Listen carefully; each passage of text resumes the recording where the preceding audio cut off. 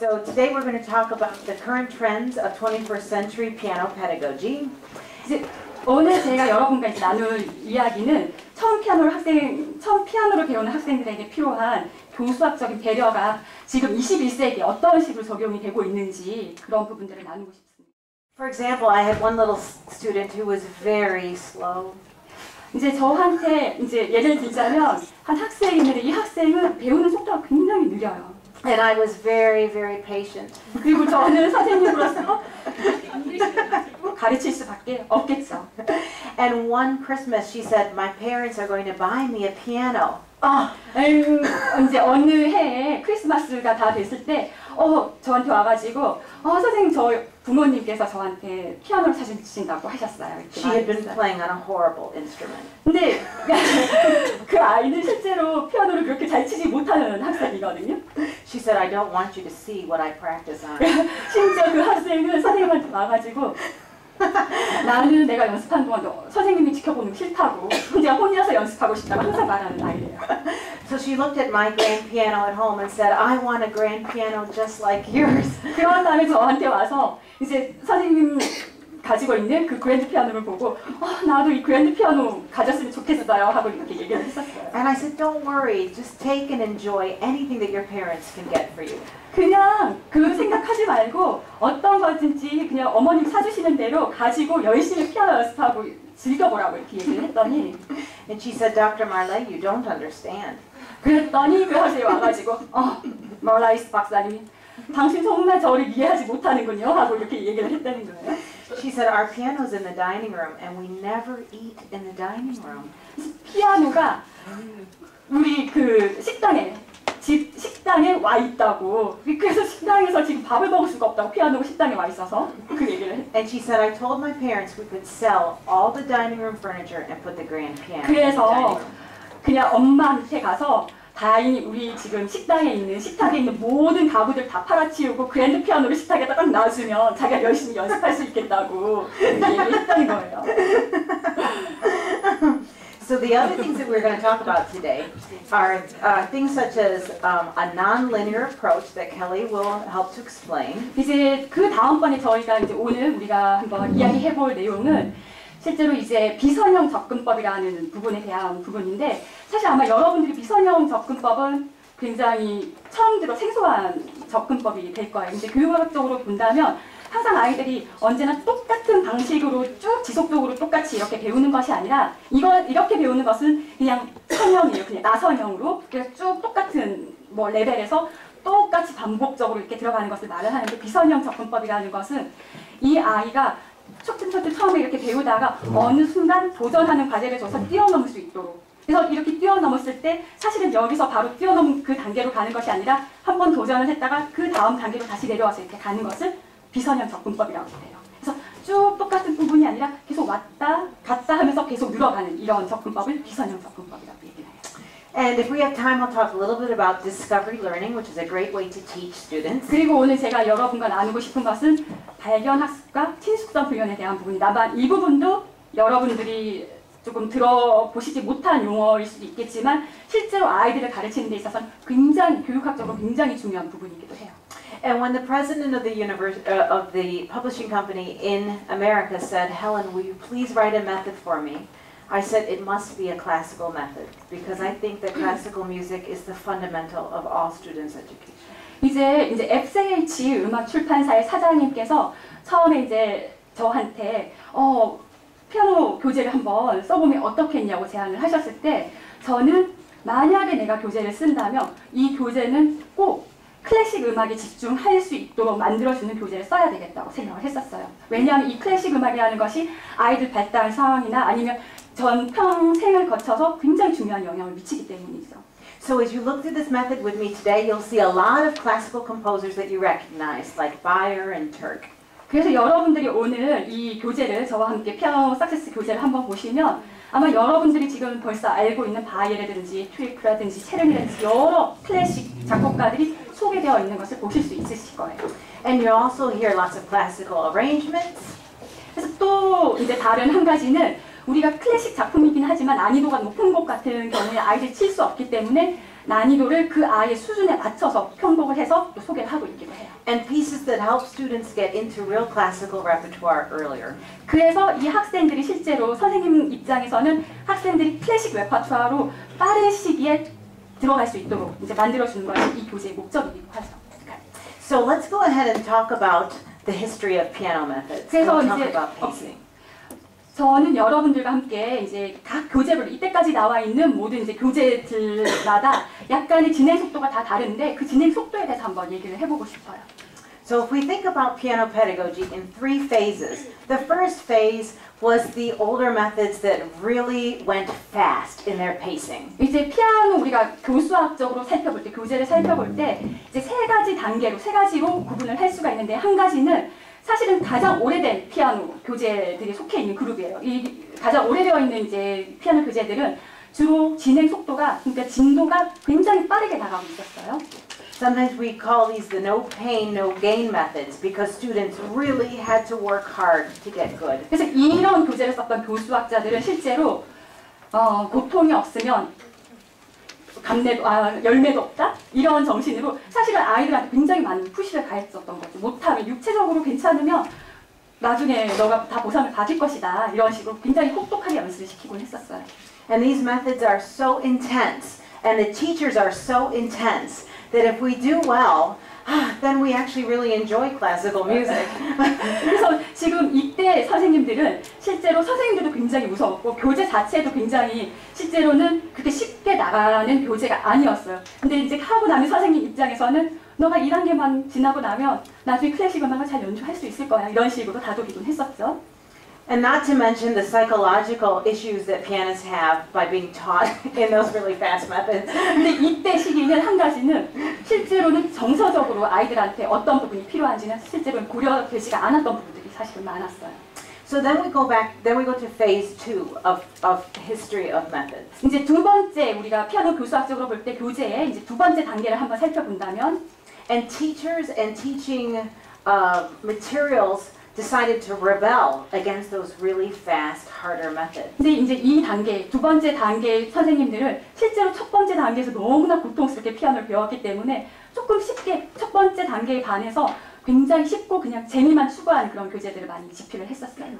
So what happened though was that they were rebelling against the serious music or the classical music, and they wanted to have fun. 근데 우리가 계속해서 한번 생각을 해본다면 클래식 음악도 즐길 수 있도록 만들어줘야 된다는 생각을 아마 여러분들도 똑같이 하실 텐데요. What they should have been rebelling against was that no pain, no gain, intense pedagogical 근데 style. 그렇게 하기에는 우리가 클래식 음악을 계속 하기에는 클래식 음악 자체가 쉬운 음악은 아니기 때문에 계속 이전에 우리가 1단계 교수학적으로, 교수법적인 1단계를 한번 보면 계속 고통이 없으면 열매가 없다 이런 식으로는 나갈 수 없었다는 거죠. So unfortunately, classical music started to become stuffy and boring and something students didn't like. 그래서 이 두 단계가 실제로 너무 극단적으로 치닫다 보니까 실제로 클래식 음악에 대한 열의도 학생들의 열의도 점점 줄어들게 되고 하고자 하는 학생들도 점점 줄어들게 됐던 거죠. 아마 미국이나 한국이나 똑같은 것 같아요. There was a complete repertoire shift. A complete repertoire shift. 그래서 지금 이때 우리가 원하는 것은 이제 보통의 선생님들이 원하는 것은 그냥 그 완벽하게 우리가 레퍼토아 자체를 그러니까 아이들이 연주를 할 수 있는 그런 곡들을 늘려가는 것이 굉장히 중요한데요. And unfortunately, hard work turned into no work, and many students, especially in the United States, just don't even practice. 그런데 지금 2단계, 두 번째 단계에 와서는 피아노를 너무 쉽게만 재미만 즐기면서 가르치다 보니까 아이들이 클래식 음악을 연주할 수 없는 지경에 이르게 된 거죠. 그냥 연습을 해야 되고 뭔가 도전 과제가 있음에도 불구하고 그런 것들을 계속 무시하다 보니까 실제로 우리가 교재는 연주할 수 있을 때 다른 연주곡은 연주할 수 없는 이런 사태가 벌어지게 됐어요. So all of our students, though, are meant to achieve and to have satisfaction. 근데 그냥 한번 생각을 해보면 학생들은 좀 만족감, 이 피아노를 통해서 만족감도 얻기를 원하고 또는 성취감도 얻기를 원할 거예요, 분명히. And you know as well as I do, there must be commitment to this work. 그리고 이렇게 하기 위해서는 실제로 이 학생들한테는 대단한 각오가 필요하기도 해요. 이렇게 피아노를 잘 치기 위해서는. So it brings us to phase 3, which is this new method called piano success. 이제 저 같으면은 세 번째 단계에 속하는 이제 피아노 석세스를 집필을 했는데 2010년도에 미국에서 나왔고 2012년도에 나온 이 교재는 And the philosophy behind this method is that music is joy-filled and that students need to feel successful to be confident. 개인적으로 아이들이 즐기면서 피아노를 배울 수 있으되 그럼에도 불구하고 지속적으로 성공할 수 있는 음악 교육을 만들어주자는 그 목적에서 이렇게 집필을 하게 되었어요. 피아노 석세스 같은 경우는. So a balanced approach to pedagogy is what we're all about in this method so that students can be really successful. 그래서 지금 만약에 이 교재 안에 들어있는 교수학적인 내용들은 실제로 첫 번째 단계와 세 번째 단계의 그 내용들을 적절하게 구분을 시켜놨기 때문에 실제로 이 교재에 나오는 내용들만 다 따라간다면 굉장히 적절한 밸런스를 유지하면서 피아노를 잘 배울 수 있다는 거죠. And it's not to say that piano playing is for everyone, because it's not. 피아노는 모든 사람이 피아노를 다 연주할 수 있는 건 아니에요. 그렇죠? But we want all of our students to realize their full potential, no matter what it is. 그럼에도 불구하고 선생님으로서 우리는 이제 학생들이 자신들이 가지고 있는 이런 네 가지 요소들, 키워드, 그러니까 아까 말씀드렸던 음악성이라든지 리듬이라든지 독보력이라든지 테크닉이라든지 이런 부분들을 스스로 발견할 수 있도록 만들어주는 것이 굉장히 중요하다는 거죠. So you'll notice on that slide that piano success is right in the middle of the pacing. And it has, I spend a lot of time on this method so that it follows state and national testing systems. 그래서 지금 이쪽에 이 파워포인트를 한번 보시면 피아노 석세스 같은 경우는 빠르고 느린 그 중간에 정확하게 위치를 하고 있고 실제로 제가 교재를 집필을 하면서 미국 전역에 걸쳐서 테스트하는 그런 시범 케이스가 있어요. 시험할 수 있는 그런 테스팅을 다 거쳐서 얻어낸 결과이기도 합니다. So let's open up the lesson and technique book. 자, 이제 레슨과 테크닉 교재 제1급을 한번 You'll notice that the technique is in the lesson book because we want our students to do it every day and know that it's important. 테크닉 같은 경우는 지금 레슨 교재 안에 완벽하게 포함이 되어 있는데 실제로 선생님들도 마찬가지고 저도 마찬가지고 학생들이 이 레슨 교재를 통해서 학생들이 매일매일 테크닉을 배울 수 있도록 하는 것이 그 목표입니다. On the page 3, Papa Haydn is our student's mentor, and I chose him because he was so respected as a teacher. 이제 3쪽을 한번 보시면 파파 하이든이 있어요. 이 파파 하이든은 이 교재 전반적으로 걸쳐서 아이들한테 멘토가 되어줄 거예요. 피아노 멘토가 되어줄 텐데 왜 이 파파 하이든을 선택을 했냐면 파파 하이든 같은 경우는 피아노 선생으로서 교사로서 굉장히 유명했던 분이시기 때문입니다. On the next 2 pages, you'll notice how students are supposed to sit at the piano. 4페이지, 5페이지를 한번 보시면 지금 피아노 앞에서 어떻게 앉아야 되는지에 대한 설명이 나와 있죠. And on page 5, we'll have our little students take their hands, put them on their knees, right? And 5페이지를 한번 보시면 어린아이가 자기 무릎에 이렇게 손을 대고 있죠. and form their perfect piano hands on the piano. 그리고 이 모양이 아마 완벽한 피아노 손 모양이 이렇게 만들어지는 거예요. 한번 이렇게 5페이지 그림을 한번 보시면 이해가 되실 거예요. On the next page, 6페이지. I liken the rhythm to little steady heartbeats. 저는 지금 여기에 보시면 고정박, 이제 하트박으로 표현되어 있는 고정박이 보이실 텐데요. And this way, each musical beat pulses steadily like a heartbeat. 그래서 이 하트박이 의미하는 것은 모든 음악에 있는 박을 우리가 심장 박동처럼 일정하게 흘러가고 있다는 것을 표현하기 위해서 이렇게 넣어놨습니다. In this method, students internalize the rhythm so they understand it from their head to their toes. 그래서 지금 여기에서는 피아노 석세스에서는 리듬 자체를 아이들이 자기가 몸으로 직접 습득해서 내면화시키는 과정을 굉장히 중요시 여기고 있는데 이것은 자기가 머리로 이해한 것을 몸 전체에서 받아들일 수 있도록 근데 그게 자연스럽게 스며들 수 있도록 만들어주는 것입니다. On the next page, a very simple first piece. 7페이지 한번 보시면 And you'll notice the students learn the quarter notes and a big note with 2 heartbeats underneath it. 지금 보시면 행복한 어릿광대 같은 경우는 4분음표로 이루어진 곡인데 아마 4분음표보다 큰 2분음표 같이 생긴 큰 박이 보일 거예요. 이 큰 음표는 실제로 우리가 심장 박동이 2번 지나가는 것과 똑같은 박을 의미를 합니다. So at this point, we don't need to tell them about what a half note is. They just need to internalize that rhythm of 2. 여기에서 굳이 2분음표가 무엇인지 2분음표라고 말을 해줄 필요는 없고요. 그냥 학생들이 지금 하트박, 2박이 흘러가고 있구나를 자기가 스스로 느끼기만 하면 된다는 것이죠. The next 2 pages reinforce the same rhythm. 다음 페이지 8페이지와 9쪽을 한번 넘겨보시면 똑같은 패턴을 가지고 지금 다시 반복 강화하는 그런 패턴을 하고 있는데요. And then on page 10, 10쪽을 한번 보실게요. students learn their fingers with the help of Papa Haydn. 지금 여기서는 10쪽에서는 파파 하이든과 함께 지금 학생이 손가락 번호를 배우고 있어요. On the next page, we have a 11쪽. little technical exercise. 지금 11쪽에는 약간의 이제 테크닉 연습이 들어가 있는데 한번 같이 해볼게요. The technique in this method has to do with body-friendly, holistic approaches. 지금 피아노 석세스에서 가장 강조하고 있는 피아노 테크닉은 몸에서 굉장히 안정적인, 몸이 굉장히 편안한 그런 이제 몸 전체를 사용하는 테크닉을 많이 소개를 하고 있는데요. There is so much research done nowadays where we want our students to feel healthy at the keyboard and feel no pain.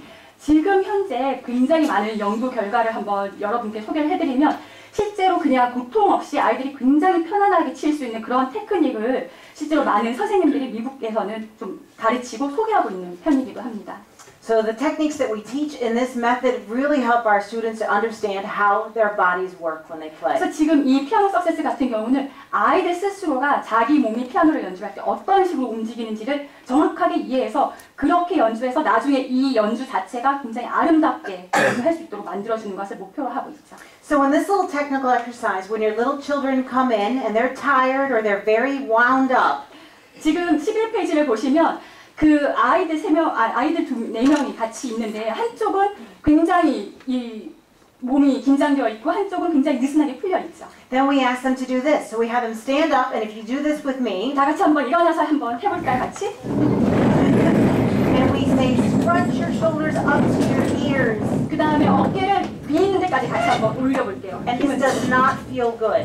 힘 좋은가요? 별로 편안하지 않으실 거예요, 그렇죠? And many of our piano students play like 아마 this. 피아노 치는 것처럼 한번 해볼게요. 근데 많은 학생들이 이런 식으로 피아노를 치고 있기도 해요. 어깨를 올린 상태에서. And then in the count of 3, we drop. 그 다음에 3번 셀 동안 어깨를 천천히 내릴게요. 1, 2, 3. 어떤가요? Good. And we do one more time. 한 번 더 해볼까요? And then 어깨를 올리고 1, 2, 하나, 둘, 셋. And now 굉장히 they're ready 편안한 to play. 상태가 되죠. 그래서 이런 상태를 우리가 맨손에 아이들한테 이해시킬 수 있도록 하는 것이 중요합니다. 이제 앉을까요? I had a little student who went to the doctor.